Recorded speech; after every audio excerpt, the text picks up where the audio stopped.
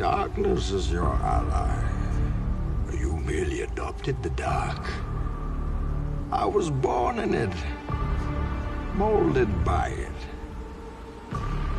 I didn't see the light until I was already a man. By then it was nothing to me but blinding.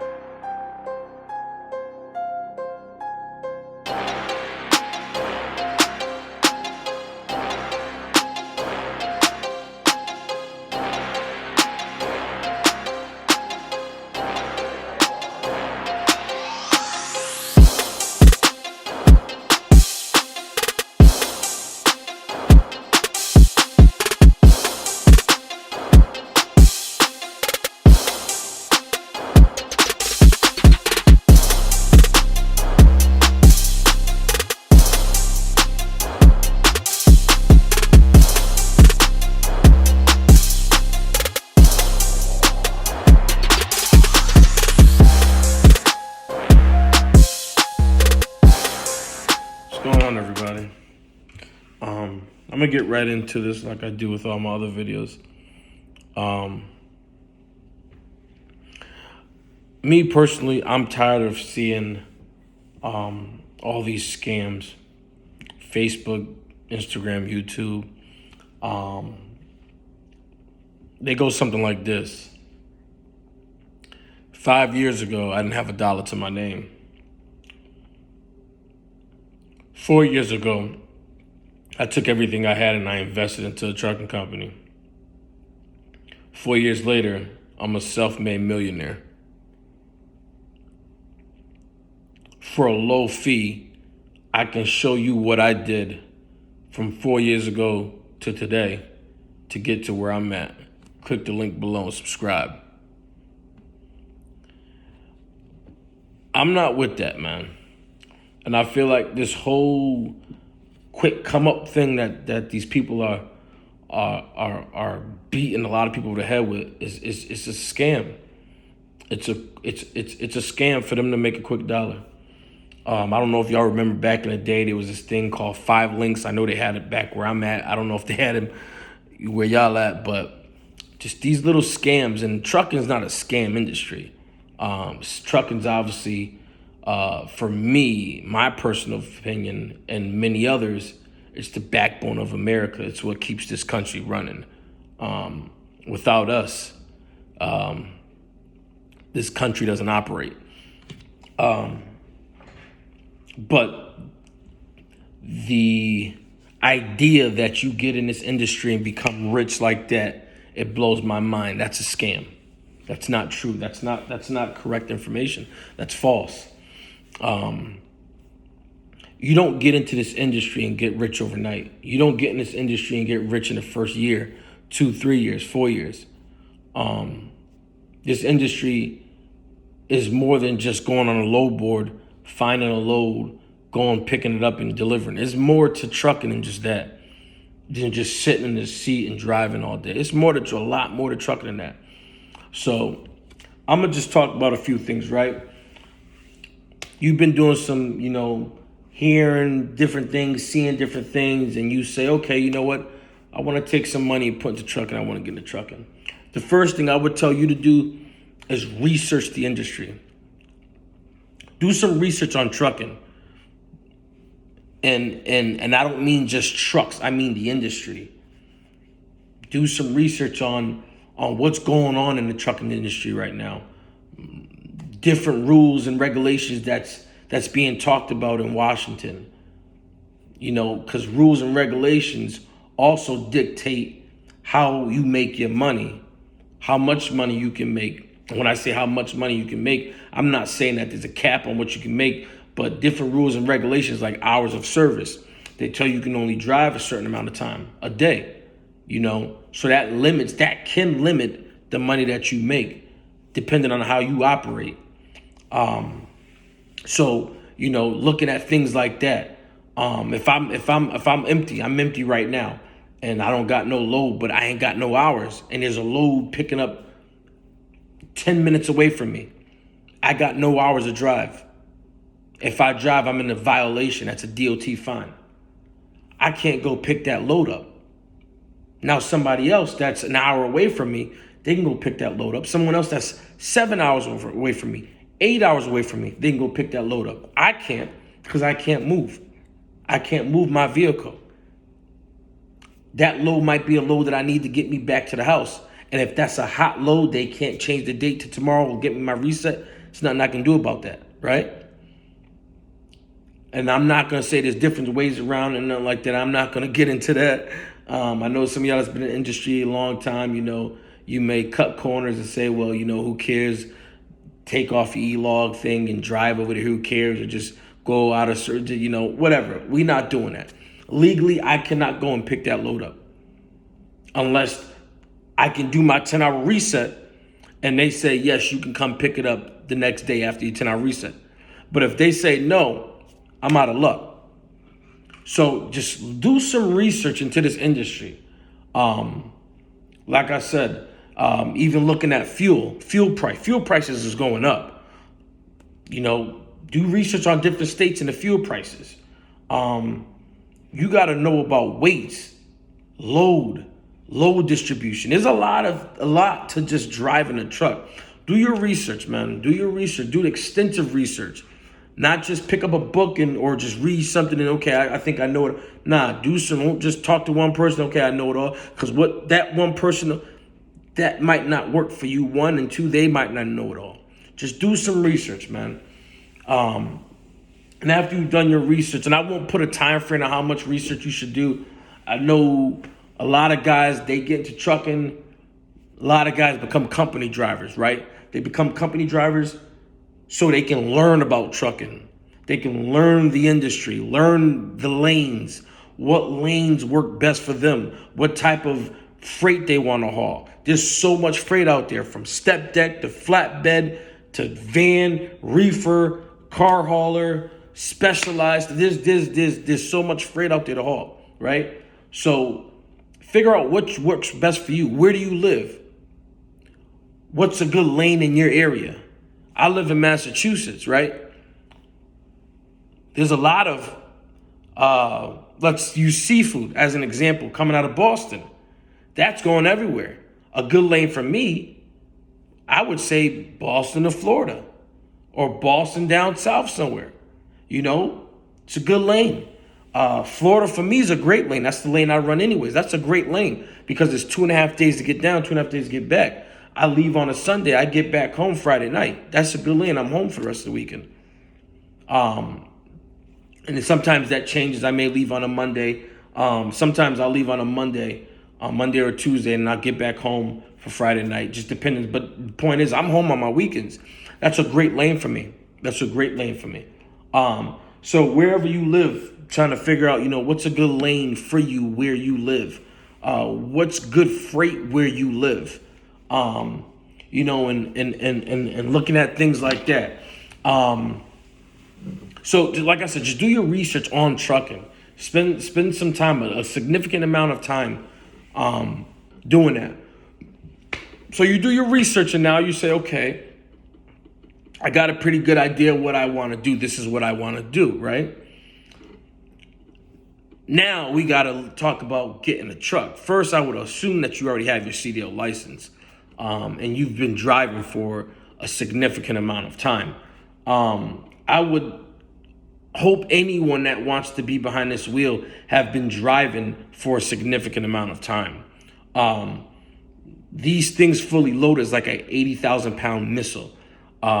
It takes a whole football field length to stop a truck going 65 miles per hour. So if you're going faster than that, it's just even longer. I would hope that you have some time behind the wheel driving a truck before you figure you want to do this on your own.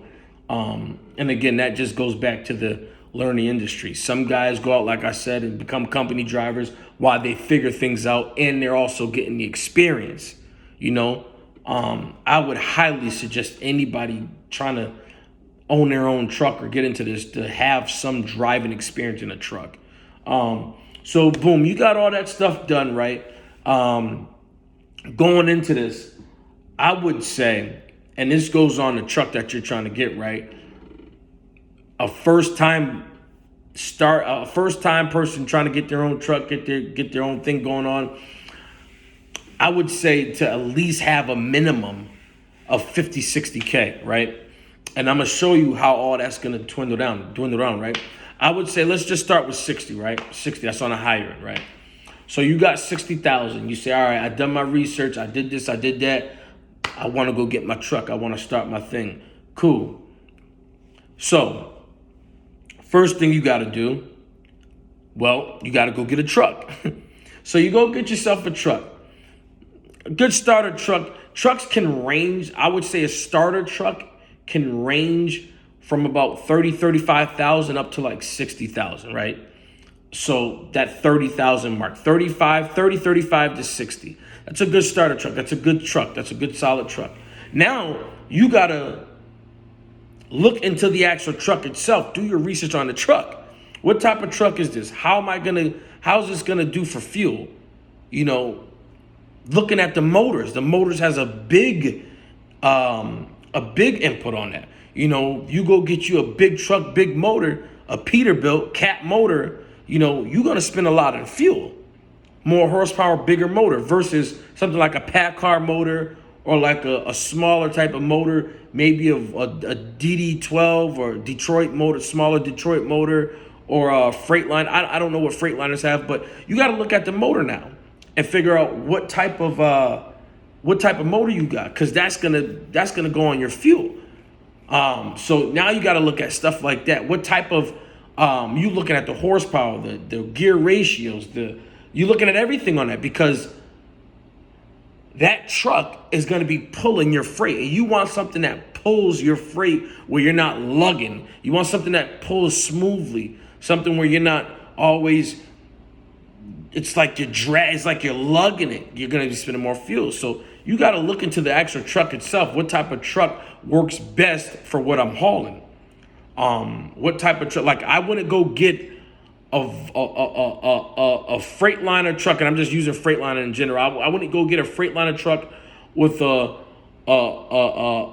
motor, a D12 motor with 400 horsepower, and I'm going to be hauling step decks, hauling bulldozers. I ain't going to get anywhere. I can't pull that type of stuff. Something like that, I would get a Freightliner if that was available, but I'd have a bigger motor, maybe a Cat motor or Detroit 60 series, or even maybe a Cummins. You know, if I'm using a Freightliner. Me personally, I'm a Peterbilt guy. I got a Peterbilt, but I can't. So again, what you want to haul, you got to be able to have that tractor to be able to haul, to be able to pull what you're hauling.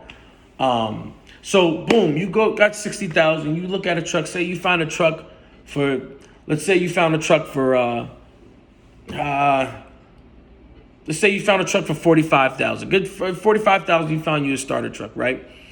So depending on your credit, you know, because credit is also involved in all this. You know, you may end up putting down anywhere from 5,000 to 15,000, right? So, you know, the more you put down, obviously, the better it works off for you, right? So say you put down 15,000. So we start off with 60,000, right? And then say we put down 15,000 on our truck. Now we're left with 45,000, right? Now we got to go get insurance. Insurance is going to cost you, again, depending on your credit, history, and all the other stuff, the type of vehicle you got. Insurance can cost you anywhere from 10 to 20,000 down. 10 to 20,000 down. And then your monthly payments are going to be starting right immediately, right? So let's say they want 10,000 down for your insurance, right? So you put down your 10,000. Now we're left at $35,000, right? Now all your administration fees, that's your IFTA stickers, your fuel tax, stickers, your New York Hut sticker to drive through the state of New York, your MC, I think your MC's $300. The some of your permits, your stickers, $150 here and there, $100, $150. Getting your own authority. That's your LLC. You got to get your own LLC. That's another $300. Then getting like your own authority. For most people, having your own authority, doing the paperwork is very tedious because it's a lot of paperwork. And if you don't know what you're doing, it's easy to not understand what you're writing or signing and get confused. So it's a lot of third parties out there that'll do the paperwork the right way for you so you don't end up messing up your paperwork, because your paperwork has to be right. If it's not right, it will delay the process. And now you're sitting even longer, right? So you get your authority. So say you get, you go to the third party, that's going to be $700 for the third party. So for your administrative fees, you can be looking at about $1,500 to $2,000 for your administrative fees, right? So let's just say $2,000, right? $2,000. So we take that $2,000 from that 35, right? 35. So now we're left at 33,000. Okay.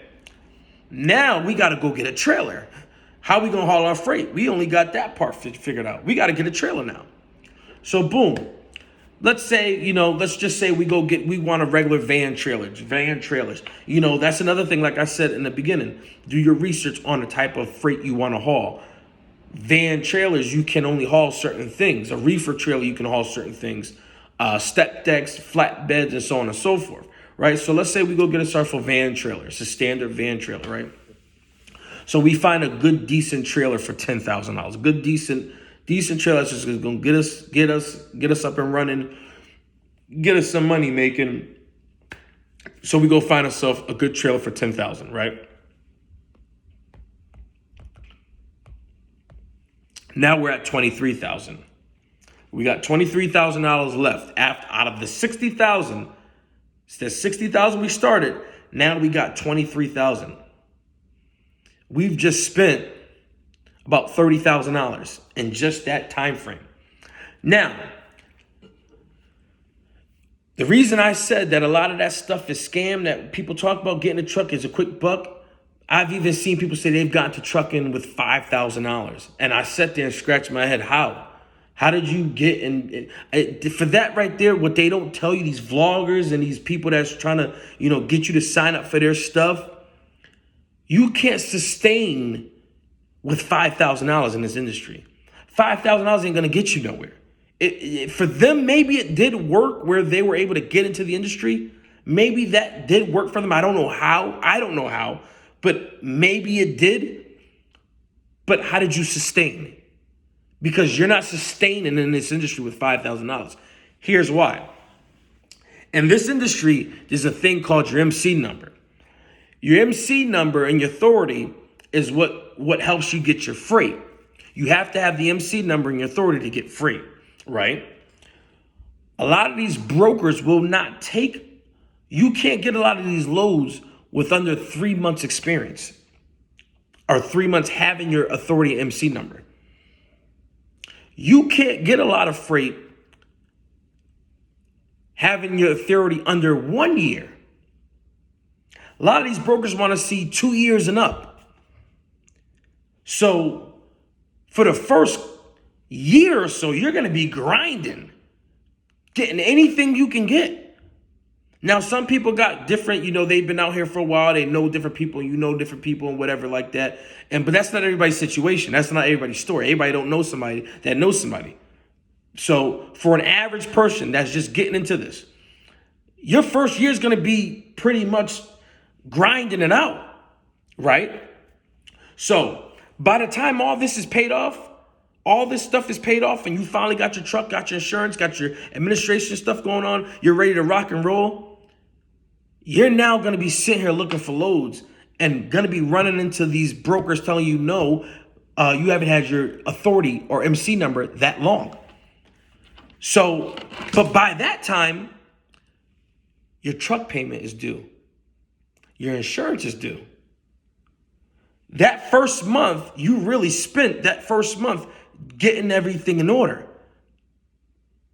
Here we are, your truck payment's right around the corner. It just hit you like that. Now your truck payment and your truck insurance is coming out. We got $23,000. If you started your company with $5,000, I don't know how you sustained it. How did you get, how? Say, for instance, you bought your truck, got you a load. 3 weeks into it, you got a flat tire. You know how much tires are? Say your alternator left, your alternator went. Say you got some belts that went on the truck. Say your whole motor just went. You came in this industry with $5,000. I tell you what, 8 tires is gonna cost you $6,000 for 8 tires. You got your 2 in the front, your front and the driver and the passenger. That's 1, 2. Those are your steers. And then you got 2, 4 on the back of the tractor. That's not including the trailer. That's just the tractor. 2, 4, 6, 8. It's 8 tires. Altogether on your truck, you have 10 tires on the tractor. We're not talking about the trailer, just the tractor itself. 10 tires. Just for 8, those drives, that's the drive part, and then the front is the steers. The drive is going to cost you $6,000 for some tires, for some new tires. But you came in this industry with only $5,000, and that's supposed to sustain you. So when people are casting these hooks and we're just biting onto it, we gotta be smarter. And it's crazy because they really giving this to our people, and our people is the ones that's clicking on the bait and falling for it. But they not telling us that this is not sustainable. It's not sustainable. I'm here to tell you, there ain't no special link to click for you to find this information out. There ain't no subscribe, none of that. I'm here to tell you because I'm tired of seeing it. There is no special link. There is none of that. There is no special sauce. None of that here. This is just pure facts. You cannot sustain in this industry, coming into the industry with $5,000. You cannot do it. You cannot do it. It's impossible to sustain in this industry with $5,000. Your first 3 months is going to be hard. Your first year is going to be hard. And like I said, after you done registered everything and got your truck rocking and rolling, by the time you do that, or a month's going to already be done past. By that time, your truck insurance and your truck payments are already due. You got $23,000 left out of that $60,000. Now you're going to, and that's not including your personal expenses, your home life, whether it's rent, mortgage, if you got a car payment, insurance, your kids, food, whatever you got. If you got a wife or a husband that you home taking care of, whatever else you got in your personal life, that's not including that. It's not including that. You just got that $23,000. So that's gonna get you, and it's not gonna get you far because it's only 23. That 23 is gonna go by just like that. You're not gonna make a crazy profit. You're not gonna make a profit your first 3 months. You're not gonna make a profit. You're not in the hole, but you are considered in the hole already because that 23 can go just like that. You can drive one day and then 2 seconds later your motor's gone. Depending on what type of motor you got, the price will vary. But you got $23,000 left, right? You on your 3rd month. You got that 23 to help you out. Now you got the experience. You're building up 6 months. You getting better loads. You getting offered better loads. You can take different freight. They also look at things like this, your safety scores. A lot of these people will not let you haul their freight if your safety rating is not of par, because now you're a liability to haul their freight. Like Landstar, you have to have a safety rating of 95. I believe it's 95 or 97. 95 or 97. I can't remember. I haven't hauled the Landstar load in a while, but it's about 95 or 97. You have to have a safety rating. That means no out of services or not many out of services. DOT inspection passes, not failed. That's, not having accidents, speeding tickets, any tickets. All that stuff is affects your loads. And then here's another thing. What you do in your personal vehicle affects your license as well. So if you're out here getting light tickets in your personal vehicle, that's going to affect your drivers, your CDL. So there's a lot of things into this. You can't be having all these tickets and expect that these people are going to give you loads, because they're going to look at your safety rate and say, whoa, no, you're not able to haul these loads. You can't haul our loads. So I just want to talk on that real quick, and I got to go to bed because I got to get up in the morning. I got to get up at 4 o'clock, and it is 10:30, and today's Mother's Day. Happy Mother's Day to any mother out there watching this. Happy Mother's Day. Hope it was grand. But I just wanted to get on here and talk real quick because I'm really tired of seeing it. And I'm seeing all these quick come-ups on trucking. Why do I care? Because it's the industry that I'm in. It's already full of knuckleheads as it is.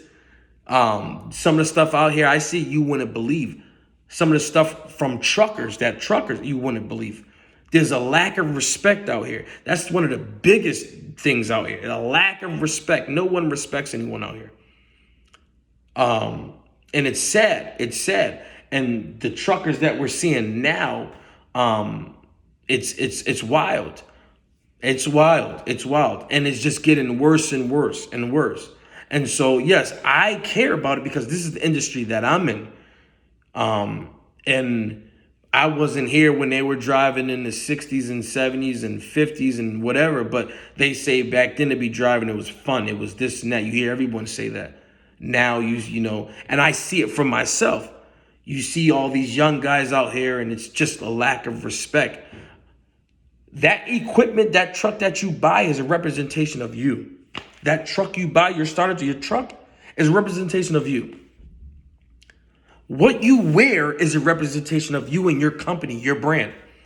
Me, when I'm out there trucking, I drive in my truck with my slippers on. I may drive with my foot because it's comfortable. I'm driving 10 hours a day. I want to be 10, 11 hours a day. I want to be comfortable. But when I step out that truck, I got some shoes. I got some boots on, some work boots, some clean work boots on. I have on pants and a shirt. I'm not going to these truck stops and shippers and receivers and flip-flops and coming out looking like Who Shot John. Raggedy shirts and stinky. Your representation, what you look like in your truck is representation of you and your brand. My truck stays clean. I wash my truck twice a week. One going down to Florida, one coming back down. And when I'm home, I wash it by hand myself. That's a representation of who I am. I'm a clean individual. I like my equipment clean. So when they see this, that guy takes pride in his ride. Yeah, we don't mind. We don't mind our freight being hauled by him. We know because he takes pride in his ride, he's going to take care of our freight. If I pull up to a shipper with a dirty, dingy truck, that's just looking at this guy like, yeah, he don't care. He's just out here to make a quick buck. He doesn't care if the load gets there or not, if it gets there on time or not. He don't care if the load is everything, all the pallets are falling and stuff like that inside the trailer. He don't care. He probably don't even load. He probably don't even secure his load. And I'm not saying that's everybody, because I've had my truck where it was dirty, but I didn't wash it because I was going. I knew that I was going to be running into some rain, so I'm not going to wash my truck to run into rain. That's another thing about this trip planning. Do your research on trucking. You trip planning. That's a big part of trucking. Trip planning. Knowing when you run out of hours, if there's going to be a truck stop around the time where you're going to be running out of hours, and he's going to be parking there. What type of weather you're going to be going into. All part of trip planning. But I didn't wash my truck because I knew I was going into rain. So I'm not going to wash my truck. But if I go to a shipper, just believe my truck's going to be looking clean, especially if it's nice out. But that's all a part of who you are as an individual. Now, and again, I'm not saying that guys with dirty trucks don't care about their freight and don't care about that and stuff like that. I'm saying for me personally, I've found over experience and over seeing from myself, it goes a long ways when you come out your truck looking professional and your truck looks clean. That's just from my experience. But again, like I said, all that has to do with it. But I'm just tired of seeing all this hoo-ha, boo-ha crap. And it's just giving the wrong impression on this industry and the wrong people coming into this industry. And I just want people, if you want to come to, cool, come in this industry. There's plenty of work, plenty of money to be made out here. I welcome you with wide open arms, but don't think you're going to come in here and you're going to get rich overnight, and then you're going to down the trucking industry because you didn't get rich overnight, or you thought you was going to come in here and everything was going to be gravy and sweet and roses and peaches, and you found out that it's not. This industry is cutthroat. It's either really make or break. And I know guys that have gone bankrupt. I know guys that have lost it all. I know guys also that they look like they got it all. Big truck, big trailer, looking good, but at home, they really out here working for that truck and trailer. Matter of fact, 2021, right now, you're going to start seeing a lot of repossessed trailers out here. A lot of people are buying trailers right now. A lot of people are buying trailers. But you looking for a trailer, I say hold off. Hold off another year. You're going to start seeing a lot of these trailers repossessed. That's another topic. We ain't going to get to that. Point I wanted to talk about was just the fact of getting into trucking. Hope you all have a good night, good day, whatever time you end up seeing this. I hope the rest of your day is blessed. If you want to come to this industry, I welcome you with wide open arms, man.